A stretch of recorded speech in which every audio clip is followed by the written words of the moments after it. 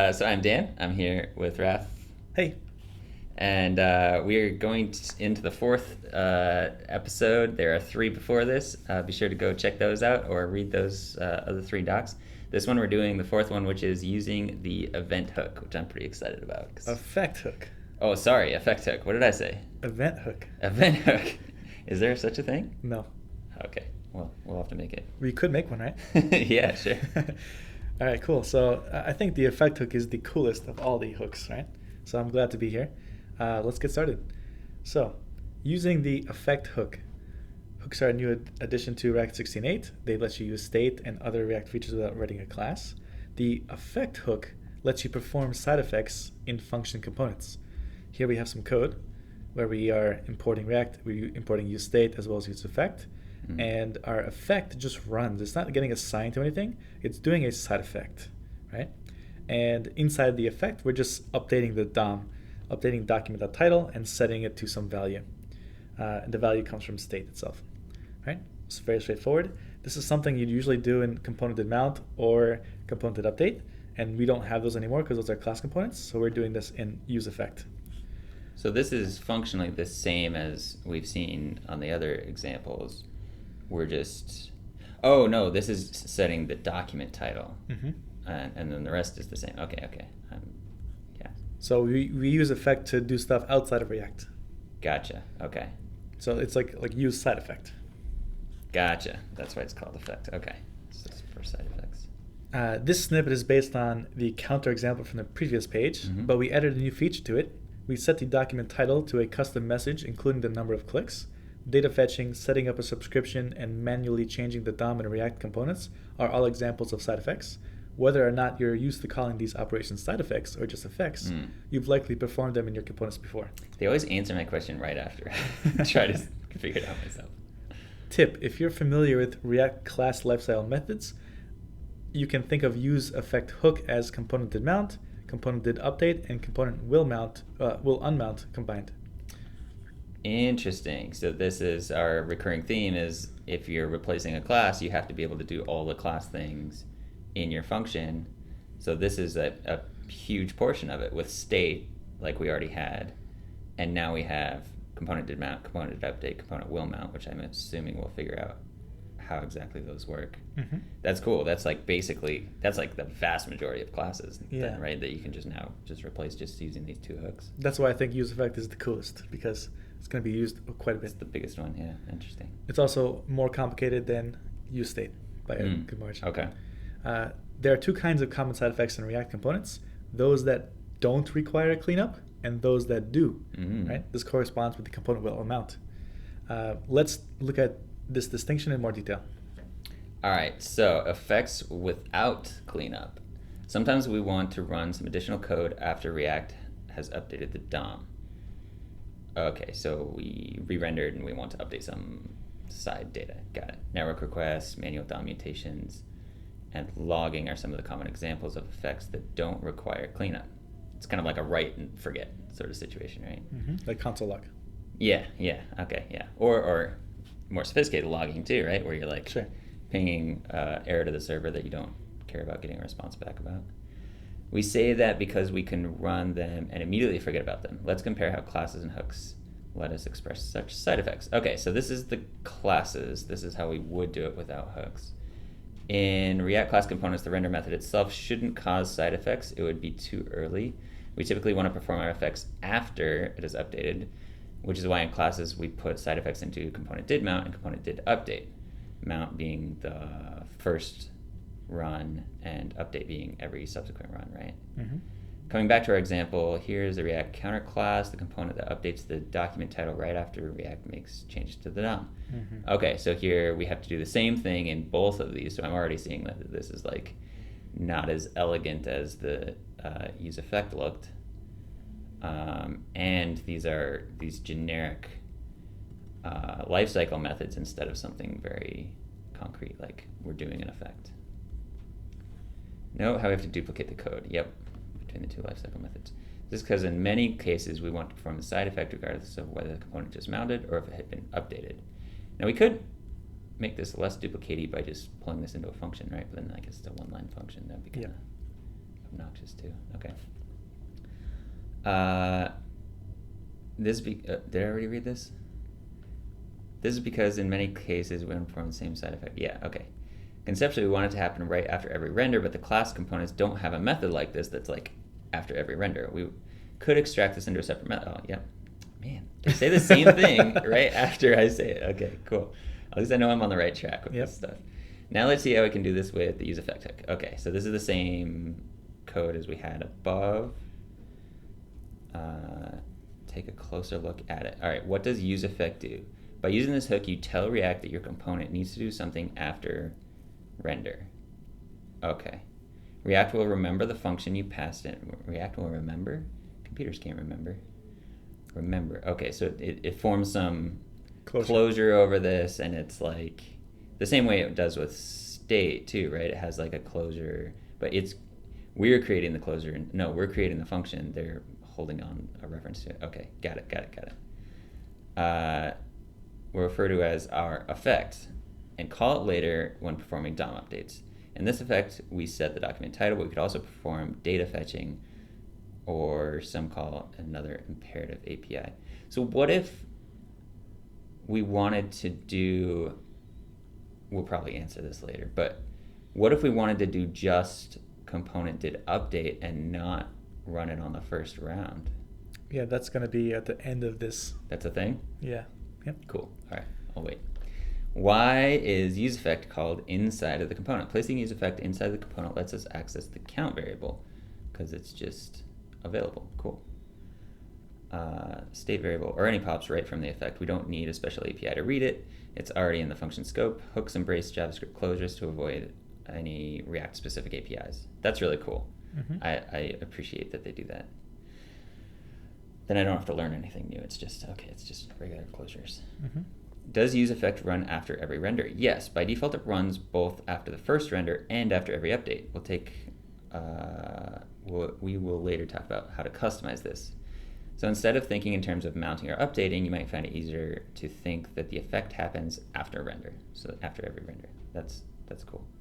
React guarantees the DOM has been updated by the time it runs the effects. So if you click that link, how to customize this, it'll jump you to that tip of how do we only get it on did mount but not did update. Oh boy. Maybe we should just do that now since it's. Is that later in the doc? It's all it's the same page but all the way at the bottom. Oh boy, should we? I think we should. All right, tip: optimizing performance by skipping effects. In some cases, cleaning up or applying the effect after every render might create performance problems. Okay. In class components, we can solve this by writing an extra comparison on the component to update. Oh, yeah, that's true. I didn't think about that. So how would we do that with the effect? This requirement is common enough that it's built into useEffect. Cool. You can tell React to skip applying an effect if certain values haven't changed between re-renders. So you only re-render when certain things have changed, right? Like props. And not state because we don't have, yeah. Wait, not state what? I guess we could do state and props. Never mind. Go ahead. Okay.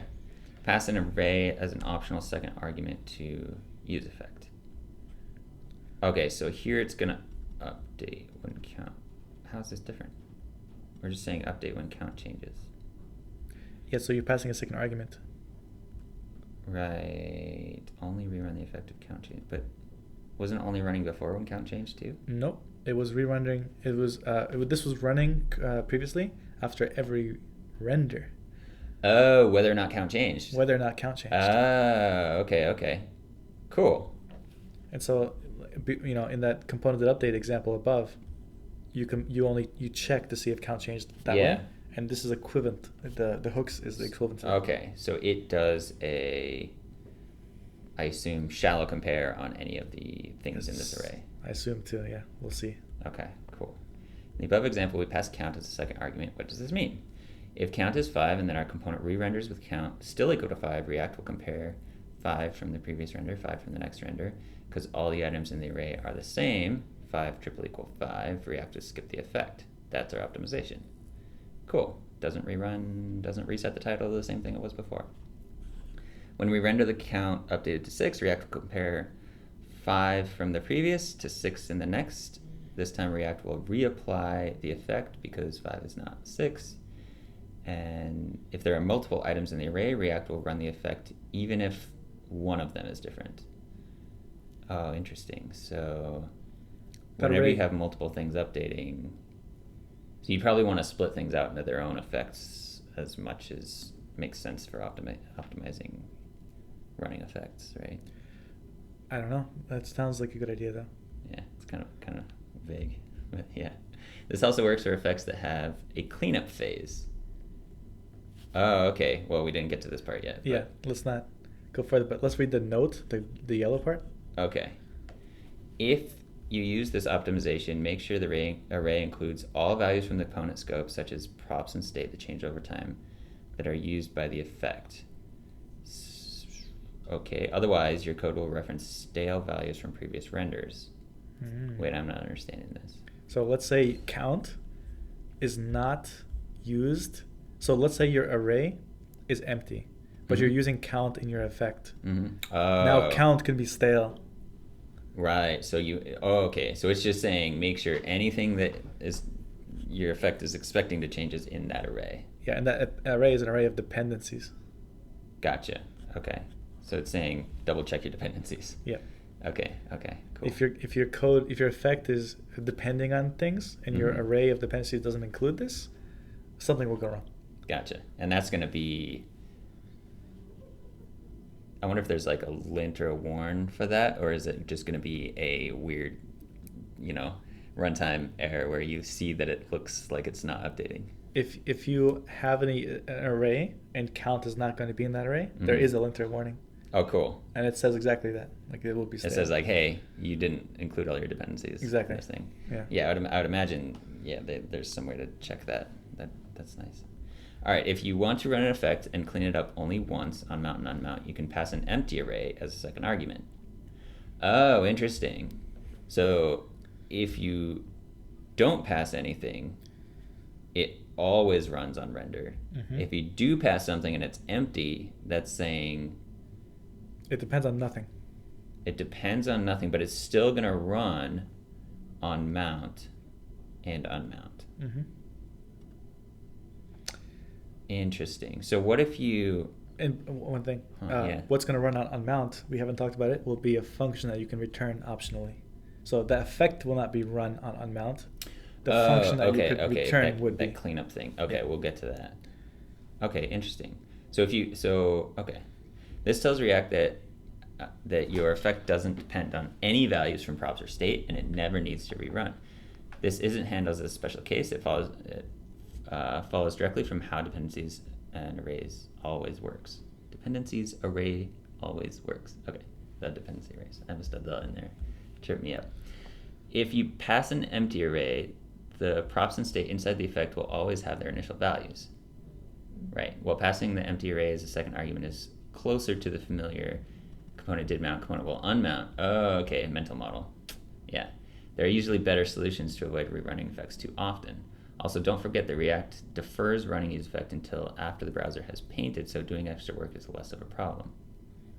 Yep, and as a side note here, useEffect defers until after the browser has painted, but useLayoutEffect does not. It's synchronous. Oh, interesting. And that useLayoutEffect is another thing we can pull from React? Yep, it's a React hook. Interesting. I'll have to look at that too. We recommend using exhaustive depths. Right, okay. Rule. So this is the rule saying you have to include all your dependencies if something's changing as part of our ESLint plugin React hooks package. It warns when dependencies. Okay, perfect. Yeah, this is what I was wanting. So if we go back now, Nice. then we don't have any more existing questions, right? Right. Okay, where were we? Here. Does useEffect run after every render? Every render, Every yeah. render, yeah. Okay, so we know it does, but if you pass an empty array, it doesn't.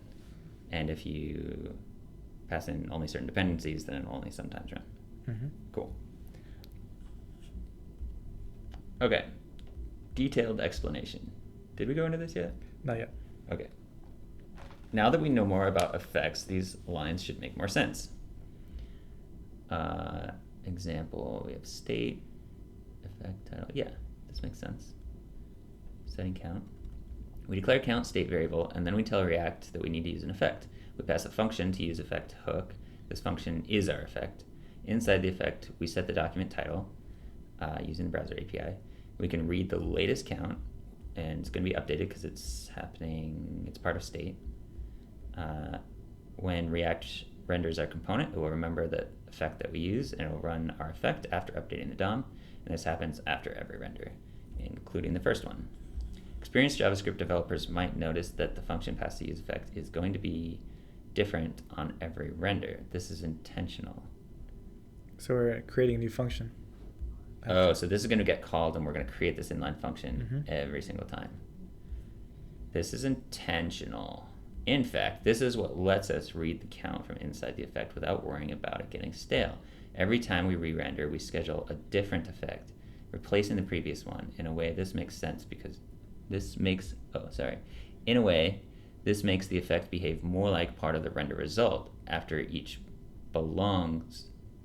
effect belongs to a particular render. Interesting. Okay. We'll see more clearly why this is useful later on in this page. Yeah, that's really interesting. This is what kind of like was throwing me about useState too, is that it's going to run and give you a new array every single time this function runs. Yeah. So behind the scenes, the thing that it gives you has to be something that React is keeping track of and controlling. But that actually is probably not too hard because React is keeping track and controlling the function itself too.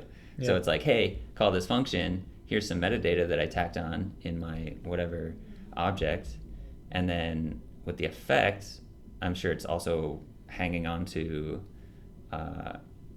which effects to run, right? Or no, useEffect would just get called again. Yeah, in this case. Interesting. Yeah. As a side note, like I have a 3D carousel that I was converting from class components to hooks, and I was getting really worried that this would have like performance problems calling these functions, calling these hooks on every single render because it gets rendered as fast as possible, and each rotation of the carousel is a new render. Turns out works fine. Yeah, turns out JavaScript's fast. Yeah, I mean functions are fast. Yeah. That's interesting. Okay. Tip: unlike component did mount or component did update, effects scheduled with useEffect don't block the browser from updating the screen.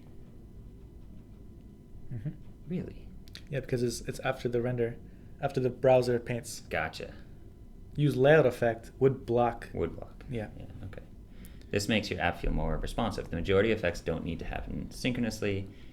In the uncommon cases where they do, such as measuring the layout, there's a separate effect, use layout effect. Okay, cool. Hook with an API identical to useEffect. Interesting. Cool. Effects with cleanup. Earlier, we looked at how to express side effects that don't require any cleanup. However, some effects do. For example, we might want to set up a subscription to some external data source. In that case, it is important to clean up so that we don't introduce a memory leak. Let's compare how we can do this with classes and hooks. There's another thing we have to worry about. If we try to set state as the result of a promise, and the component is then unmounted before the promise resolves, and we're trying to set state on an unmounted component, this is a runtime error. So we need to have some way to do that, to prevent set state. Okay. I guess we could just... I guess that's irrelevant because you could have a flag that says if you're unmounted, if you mount, if you unmount, then you have to set some flag, and if the flag is is mounted is true or false, if it's mounted as false, you don't want to set state. Right? Anyway, you could do that. Yeah. Example using classes. In a rec class, you would typically set a subscription in component did mount and clean it up with component will unmount. For example, let's say we have a chat API module that lets us subscribe to a friend's online status. Here's how we might subscribe and display that status using a class. So we have a class with a did mount and a will unmount and a handle status change. Inside of the did mount, we're calling this API, and in the will unmount, we have to call another API that unsubscribes. And then I'm not sure where the handle status change gets set. Let's see. We have in the constructor handle status change. Okay, no. Where is it being called? I'm not sure. Why is that being highlighted to us? Yeah, maybe. Oh, it's being used inside the API. Oh, got it. Yep. That's the callback. Okay. Okay. Awesome. Notice how component did mount and component will unmount did need to mirror each other. Lifecycle methods force us to split this logic, even though conceptually the code in both of them are related to the same effect. Note, eagle-eyed readers may notice that this example also needs a component did update method to be fully correct. We ignore this for now, but come back to it in a later section of this page. Example using hooks. Does it need component did update? To I update guess, I guess we're not eagle-eyed readers then. Yeah, I guess. I'm not seeing where it needs component did update. To update, no, why?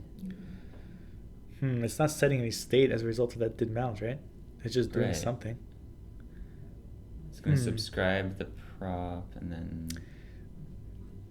Maybe, yeah, so the handle status change. Or do we, yeah. I don't know. Yeah, I don't know either. Oh, yeah, no, I don't know.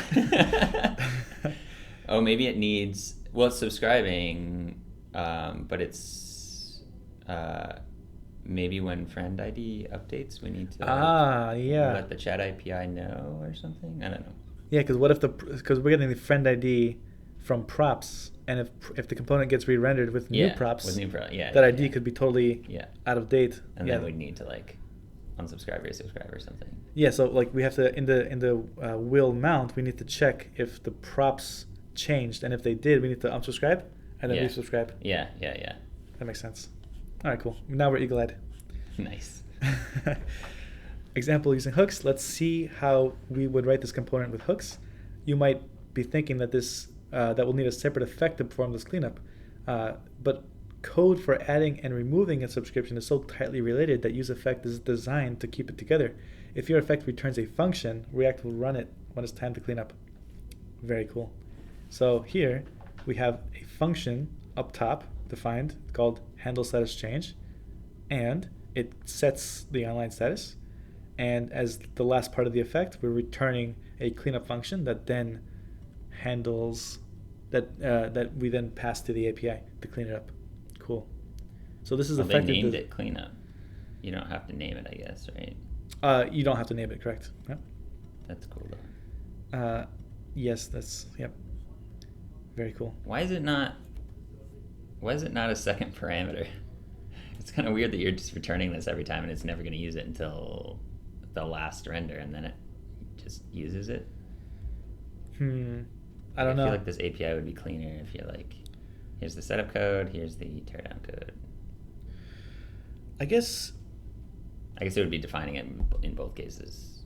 Either way. Let's think about it like if the function that's passed to effect is the effect. Yeah. And then we have another argument that would do like some other effect, because that other function would be another effect. Yeah. Maybe semantically they wanted to have the first argument to be the effect and say the first argument is the effect. And that would handle both everything. Who knows why, but it seems like it'll be hard to explain this otherwise. Yeah. Okay. Why did we return a function from our effect? This is the optional cleanup mechanism for effects. Every function may return a function that cleans up after itself. This lets us keep the logic for adding and removing subscriptions close to each other. They're part of the same effect. So that's more why it's just the conceptual thing of saying these are the same thing. Part of it's build and part of it's tear down. Another thing is, imagine if we have a separate argument for the cleanup function, you couldn't take advantage of those variables that are in scope. What if you need some variable in scope? Oh. Yep. That's a good point. Like if I declare any variables in this function, they wouldn't be available to the cleanup. Exactly. Yeah. Okay. Who knows why though? But I'm sure that Facebook iterated on this design. I'm sure somebody thought of it. I'm sure there's a open GitHub issue somewhere that explains everything. Exactly. When exactly does React clean up an effect? Yeah. React performs the cleanup when the component unmounts. However, as we learned earlier, effects run for every render and not just once. This is why React also cleans up effects from previous renders before running the effects next time. Uh-huh. Wow. Oh. So no way. So it's running cleanup on every render? Yes. If you return a function. What? That seems inefficient. So I wonder if you can optionally return a function. Like, let's say if some condition return a function, but otherwise don't. Oh. Maybe that's another thing. Because how would you... Fascinating. Yeah. Yeah, that seems like a massive performance problem. If you're imagine what this function could do. This chat API, who knows what the heck that's doing? Yeah. If that thing's slow, if unsubscribe is just even if this takes 10 milliseconds, if this thing takes a second, that just made every single render. You're only caring about the time for execution of the true. function. Oh man, okay. It seems sketchy, but I don't know. All right. Yeah, like I said, I had really concerns about this when I was doing the carousel thing, but it's fine. It works out. So you want? I guess that's just something that you want to really keep in mind when you're creating this function. So don't do too much in here. Know that it's going to get run every time, and maybe conditionally do stuff in here. Yeah, don't create new functions inside there. That's probably why they create the function. But still, it would get created anytime. Yeah. Every time. Who knows? Fascinating. Yeah. This is why Rect also cleans up effects from previous render before running the effects next time. Mm-hmm. We'll discuss why this helps avoid bugs and how to opt out of this behavior in case it creates some performance issues. Okay. It's like everything that you're thinking about. I know. It's the next topic. It's the next thing immediately. No. I really want to click on this. What does this do? Oh, this is another topic. Oh, we just did this. Jumped us to the same spot. Okay, but we didn't read that section, right? About the return for the function. Should we skip it? Yeah, we skipped it because we didn't know about returning functions yet. Okay. So We'll look at it. Which did you click on? The how to opt out of this behavior in case it has performance issues. All right, let's go read that one. But just jump to the same spot. Tip: optimizing performance by skipping side effects. In some cases, cleaning up or applying the effect after every render might create a performance problem. You already read this, right? Yeah. This is the same thing. So let's go to the part where... So here, this also works for effects that have a cleanup phase. Oh, okay. You go ahead. I think that's what they're looking at, right? If you found it, read it. Well, I think that's it. And then... Oh, wow. I thought we avoided this. Maybe we should have avoided that little piece. Yeah, maybe. So this means that, yeah, subscribe and unsubscribe are, neither of them are going to run if the ID didn't update. But that still is not exactly updating. Yeah. Or it wouldn't solve any direct performance problems with this teardown function. Let's read this section, actually, this whole thing from... Recap? Explanation, why effects run on each update. Oh. This part right here. Or let's just get to it when we get to it. We'll come down there. Yeah, we'll get there. Cool. So there's a note over here. We don't have to return a named function from the effect. We called it cleanup here to clarify its purpose. Yeah. But you could return an arrow function or call it something different. Cool. Recap, that's me? Yep. We've learned that useEffect lets us express different kinds of side effects after a component renders. Some effects might require cleanup, so they need a function. Yeah. Other effects might not have cleanup phase, so they don't do anything. They don't return anything. They do something. The effect unifies both cases with a single API. You know what I'm just realizing? useEffect and the concept of side effects is a very functional sort of concept where it's you want your language to be able to have side effects, but you want to isolate them and name them effects so that you know where that kind of dangerous sort of side effect-y logic lives. Yeah, you want to be able to use effects, but not have them scattered all over your place. Right. You just have them in a nice contained area. Yeah, it's interesting. If you feel like you have a decent grasp on how the effect hook works, if you do have a decent, or if you feel overwhelmed, you can jump to the next page. Oh, okay. Yeah. So if you know too much or too little, jump to the next page about the rules. We'll get there. We'll get there in the next one. Okay. Tips for using effects. So, did we read this already? No. Not yet. No. All right, I'll go ahead with this. We'll continue this page with an in-depth look at some aspects of useEffect that experienced React users will likely be curious about. Don't feel obligated to dig into them now. You can always come back to this page to learn more details about the effect hook. Tip: use multiple effects to separate concerns. One of the problems we outlined... This is what I mentioned earlier. One of the problems we outlined in the motivation for hooks is that class lifecycle methods often contain unrelated logic, but related logic is broken up into several methods. Here is a component that combines the counter and the friend status indicator logic from previous examples. Yeah, very like mixing completely different concerns into like into one function. Yeah, we have yeah, exactly. We have did mount over here with two stuff, and then same with will unmount. Yeah. Yep. Note how the logic that says document title is split between did mount and did update. The subscription logic is also spread between did mount and will unmount. And component did mount contains code for both tasks. So how can hooks solve this problem? Just like you can use the state hook more than once, you can also use several effects. This lets us separate unrelated logic into different effects. So now we have a nice separation of concerns, very readable, very nice. We don't have to put them like anywhere specific as long as they're top level and non-conditional. What does useEffect return? Does it return anything? Undefined. Did I say that? Oh, okay. Yeah. Alright, so you never have a thing. Okay. It's like kind of like in other languages, returning unit, right? Returning nothing. And it's like other side effect-y functions like for each, where it's like they expect you to do some effect mutation thing and not return a new value or anything like that. Does for each return something? No. Okay. Yeah, exactly. Wasn't positive about that. Hooks lets us split the code based on what it is doing rather than a lifecycle method name. React will apply every effect used by the component in the order they were specified. So always you're guaranteed that the document title hook will run first, and then you're going to do the status change. Yeah, this is a recurring theme too. Like order really matters. It's going to do this state thing, then it's going to do this, then it's going to do this, then it's going to do this. That's why you're not allowed to have an if condition. Or a loop. You can't put it in a loop. Yep. You just generate 1,000 effects in a loop. That'd be sweet.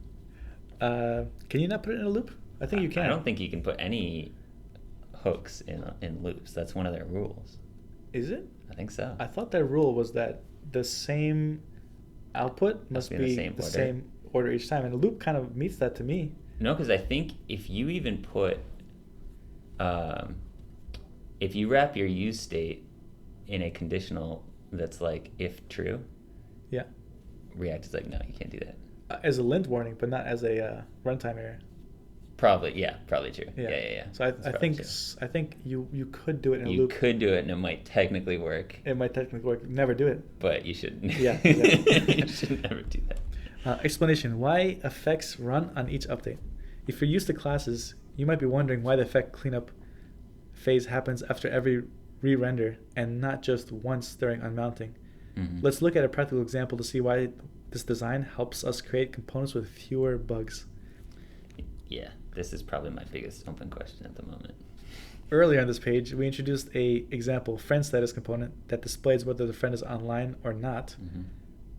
Our class reads friend.id from this.props and subscribes to the friend status after the component mounts and unsubscribes during unmounting. Cool. So we have did mount, we subscribe, and will unmount, we unsubscribe. Right. So why would we unsubscribe every single time? Yeah. But what happens if the friend prop changes while the component is on the screen? Our component would continue displaying the online status for a different friend.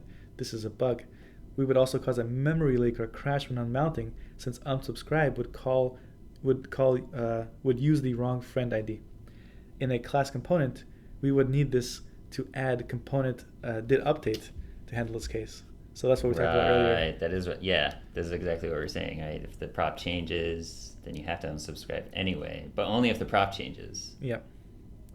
But it's a bug if that happens. Oh yeah, totally. You show the wrong ID. Forget. So in here, just to recap, we check the value. In over here in component did update, we're accepting previous props, and we're always unsubscribing and then resubscribing. But maybe this could be like wrapped in a function to check if the friend.id is different. Sure, yeah. Check if it's a new one, and if not, don't do anything. So that'd be optimized a bit. Forgetting to handle didMount update properly is a common source of bugs in React applications. Mm-hmm. Now consider the version of this component that uses hooks. Wow, fantastic. Mm-hmm.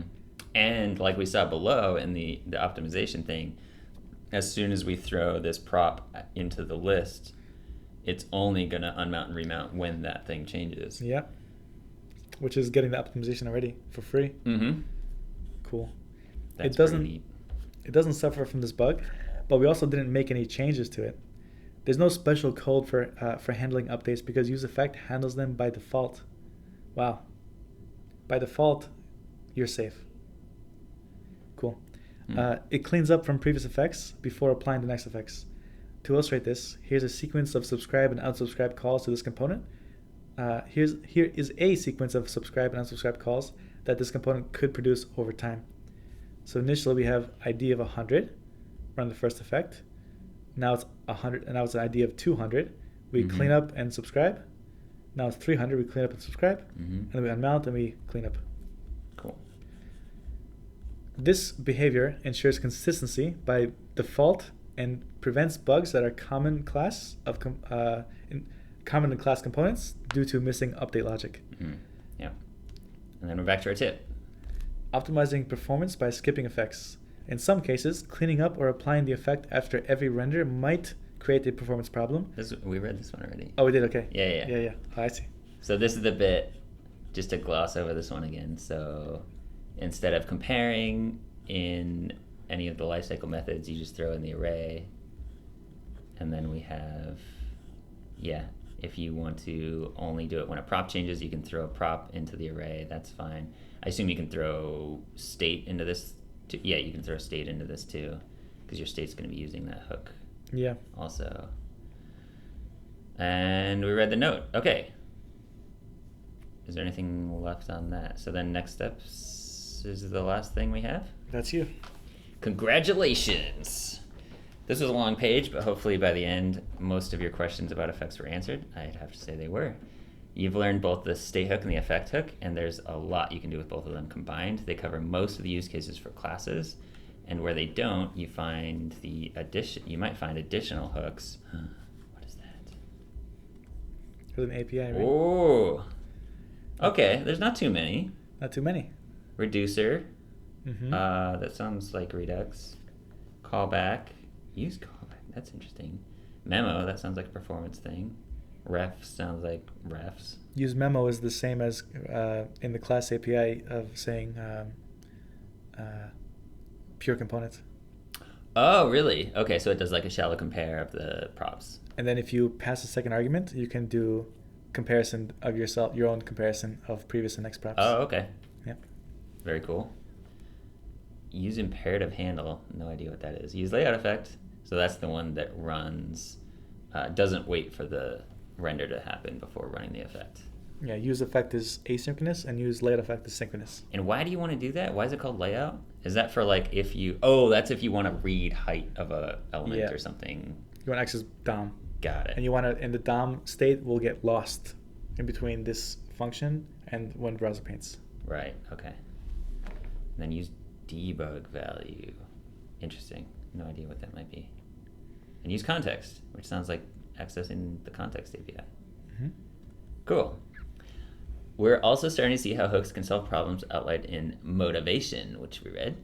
We've seen how effect cleanups avoid duplication in component did update and component will mount, brings related code closer together and helps us avoid bugs. We've also seen how we can separate effects by their purpose, which is something we couldn't do in classes at all. At this point, you might be questioning how hooks work. How can React know which use state call corresponds to which variable between re-renders? This was my initial biggest question, and I'm still I'm kind of understanding it, I think, but not entirely. My other giant question is, why are they returning an array instead of an object? I'm not sure, but we'll have to get into that. How does React match up previous and next effects on every update? On the next page, we'll learn about the rules of hooks. They're essential to making our hooks work. Wait, are they not going to answer these questions? Or are they saying these questions are answered on the rules of hooks page? Yeah, exactly. Okay, well, I hope they are. So the next video we'll do is this one was pretty long. I think this one's in the bag. Next one we'll just cover as many of these as possible because I think these 5 through 8 are pretty short. And then, yeah, we'll go from there and then test. There's all kinds of stuff in here, testing and contributing and all kinds of stuff. Who knows what we'll do. Any final words on useEffect? So our only open question is the why are we using an array for useState? Yeah, I think so. I think I got the how React quote unquote knows, even though code doesn't know anything. I think React, if you think about it, is the thing hanging onto these components, understanding what they are, and then calling them. So all it has to do is tack a little metadata onto that thing that's actually calling the function. That's like array of effects. Let me loop through them, which is why order probably matters because it's probably an array of not effects, array of hooks. Let me just run each of these hooks, and then it can figure out what type of hook it is, and yeah, call it and whatnot. Cool. Yeah, I can't wait to learn. Yeah, I think probably what I did over the weekend, and probably a good way to see this for yourself, is throw a brief example together and just throw a debugger above set state and start stepping into it. And then you'll start to see it's like maintaining this thing that says use the first state metadata that I saved off as the thing to return for this set state. Yeah. All right. Done. Done.